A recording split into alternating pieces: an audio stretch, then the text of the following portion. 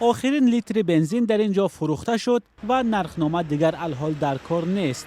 در آگهی های نقطه های دیگر فروش سوزشواری هم جای نرخ بنزین خالی است. بنزین در نیم ماه اخیر کمچین و گران شد. ما امروز 10 فروشگاه سوخت را گشتیم، اما هیچ کدام آنها بنزین نداشت. قیمت شدن بنزین الکی بر راهگیرا تاثیر کرده است. مثلا کلوب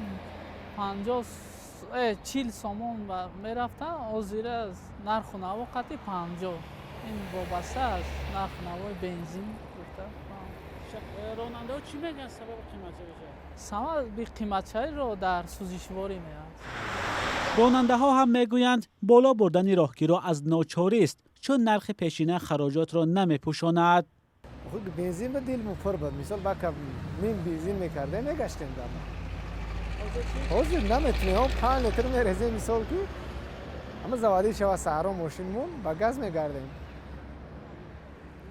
برای همون کلینت هم خیلی میشود که جان. مثال خود مثال بغیر ما اگر 50-60 سوماریم اگر هم 60-70 سو مشکلی. برای پکریات نمیکنه که جان. آخر سوزشواری قیمت شده.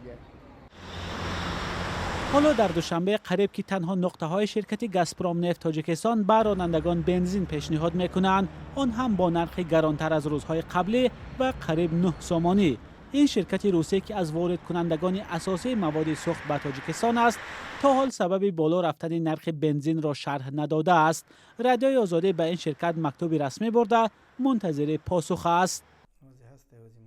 ضمناً زمانی که ما از دفتر مرکزی گازپروم نفت در دوشنبه دیدن میکردیم، مسئولان خدمات ضد انحصار آنجا را تفتیش میکردند.